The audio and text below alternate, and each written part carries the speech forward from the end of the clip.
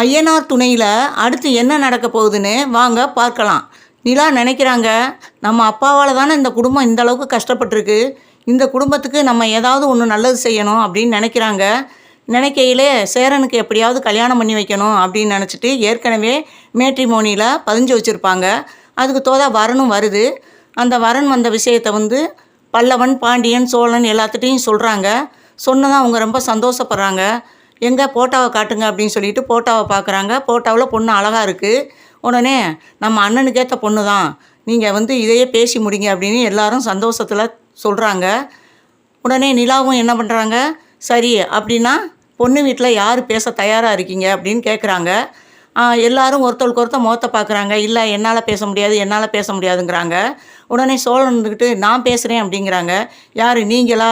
நீங்கள் ஒன்றுன்னா 9ன்னுவீங்க, நான் இன்ஜினியராக இருக்கேன், டாக்டராக இருக்கேன் அப்படின்னு சொல்லுவீங்க. இந்த பொய்யெல்லாம் பொண்ணு வீட்டில் இதோட நிப்பாட்டிக்கங்க அப்படின்னு சொல்கிறாங்க. உடனே உம்முன்னு ஆகிடுறாங்க சோழன். இந்த பக்கம் பார்த்தா எல்லாரும் சொல்கிறாங்க, அண்ணி நீங்களே பேசுங்க, நீங்களே நல்லா தெளிவாக தான் பேசுவீங்க அப்படின்னு சொல்கிறாங்க. இருந்தாலும் அது தப்பு, வீட்டுக்கு பெரியவங்க இருக்கையில் நம்ம இதில் தலையிடக்கூடாது, அதனால் அவங்க பெரியவங்களையே பேச சொல்லுவோம் அப்படின்னு சொல்லிட்டு நடேசன்ட்ட போகிறாங்க. நிலா விவரத்தை சொல்கிறாங்க. நீங்கள் பொண்ணு வீட்டுகிட்ட இப்படி பேசுங்க அப்படின்னு சொல்லியும் கொடுக்குறாங்க. அதே மாதிரி நடேசனும் பொண்ணு வீட்டில் பேசுகிறாங்க. பேசி சம்மதமும் வாங்கிடுறாங்க. நாளைக்கு வர்றோம் அப்படின்னு சொல்லி சம்மதம் வாங்கிடுறாங்க. சரின்னு சொல்லிவிட்டு நிலா சேரனை பார்க்க வர்றாங்க. இது தெரியாத சேரன் கிச்சனில் சமையல் பண்ணிக்கிட்டு இருக்காங்க. சமையல் பண்ணிக்கிட்டு இருக்கையிலே சேரனுக்கு கார்த்தியா நினப்பு தான் வருது. ஏன்னா ஏற்கனவே அவங்க சமைச்சிக்கிட்டு இருக்கையிலாம் கார்த்தியா இது நல்லா இருக்குது, அது நல்லா இருக்குது அப்படின்னு சொல்லி அவங்க சமையலை ருசித்து சாப்பிட்டு அவங்கள சந்தோஷப்படுத்துவாங்க சேரனை. அந்த யாபகத்தில் அவங்க அதையே நினச்சிக்கிட்டு சமைச்சிக்கிட்டு இருக்காங்க. அண்ணா சேரன் அண்ணா, சேரன் அண்ணான்னு கூப்பிட்றாங்க.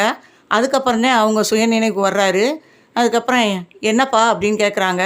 இந்த மாதிரி ஒரு வரன் வந்திருக்கு, நம்ம போய் பார்க்க போகலாமா அப்படிங்கிறாங்க. எதுக்குப்பா இப்போ, இன்னும் கொஞ்சம் நாள் ஆகட்டும்ப்பா அப்படிங்கிறாப்புல. இல்லைண்ணா, இந்த வீட்டுக்கு ஒரு பொண்ணு வரணும், அதை பார்த்து எல்லோரும் சந்தோஷப்படணும், அதனால் கண்டிப்பாக இந்த கல்யாணத்துக்கு நீங்கள் சம்மதிக்கணும். ஏன்னா ஏற்கனவே உங்கள் சம்மதத்தை வாங்கி தான் நான் பதிஞ்சு வச்சேன், அதனால் இப்போ அதுலேருந்து ஒரு வரன் வந்திருக்கு, நீங்கள் கண்டிப்பாக சம்மதிக்கணும் அப்படின்னு சொல்கிறாங்க. நிலா சொல்கிறாங்க. சொன்னதும் வேறு வழி இல்லாமல் சேரனும் சம்மதம் தெரிவிக்கிறாங்க. தெரிவித்ததும் எல்லாருமே போய் பார்க்க போகிறாங்க, பொண்ணை பார்க்க போகிறாங்க. பொண்ணை பார்த்துட்டு பொண்ணு பிடிச்சிருக்கு, எல்லோரும் சம்மதம் தெரிவிச்சிடுறாங்க. சேரனுக்கு மனசளவில் பிடிக்கலை. ஏன்னா மனசு பூராமே கார்த்தியா தான் இருக்காங்க. இதை சொன்னாலும் இவங்க இப்போதைக்கு ஒத்துக்கிற மாட்டாங்க. அதனால் வேண்டா வெறுப்பா அவங்களும் சரின்னு சொல்லிட்டு வந்துடுறாங்க. இந்த விஷயம் கார்த்தியாவுக்கு தெரிய வருது. தெரிய வந்ததும் அதிர்ச்சி ஆகுறாங்க. சேரனும் இதுக்கு சம்மதிச்சிட்டாரா அப்படின்ற மாதிரி அதிர்ச்சியில் இருக்காங்க. இதை எப்படி தெரிஞ்சுக்கிறதுன்ட்டு முயற்சி பண்ணுறாங்க. அதே மாதிரி வீட்டுக்கும் வர்றாங்க. கேட்குறாங்க, நான் இந்த மாதிரி கேள்விப்பட்டனே, இது உண்மையா அப்படின்னு கேட்குறாங்க. யார்கிட்ட? நிலாட்ட தான் கேட்குறாங்க. ஆமாம், நாங்கள் பொண்ணெல்லாம் பார்த்து பேசி முடிச்சுட்டு வந்துட்டோம், இனிமேல் சேரன் அண்ணாவை நீங்கள் மறந்துடுங்க அப்படின்னு சொல்கிறாங்க. எப்படி என் விஷயம்லாம் தெரிஞ்சிருந்தும் இப்படி நீங்கள் டக்குன்னு ஒரு முடிவு எடுத்தீங்க அப்படின்னு சொல்லி கார்த்தியா அழுதுகிட்டே கேட்குறாங்க. அதுக்கு நிலா சொல்கிறாங்க, நாங்களும் எவ்வளவோ வெயிட் பண்ணி பார்த்தோம், நீங்களும் உங்கள் அம்மா அப்பாவை எதிர்த்து வரவும் மாட்டேங்கிறீங்க, அதுக்கப்புறமும் சேரன் அண்ணாவை இப்படி விட முடியுமா? இந்த வீட்டுக்குன்னு ஒரு பொண்ணு வேணும்ல, அதனால தான் நாங்கள் இந்த முயற்சியை எடுத்து நாங்கள் கல்யாணத்துக்கு எல்லாமே சம்மதம் வாங்கிட்டோம் அப்படிங்கிறாங்க. அவங்களால எதுவுமே பதில் பேசாமல் கார்த்தியா அழுதுகிட்டே போகிறாங்க. அதுக்கப்புறம் சேரன் அண்ணாவை எப்படியாவது பார்த்து பேசணும்னு நினைக்கிறாங்க. ஆனால் யாருமே விட மாட்டேங்கிறாங்க.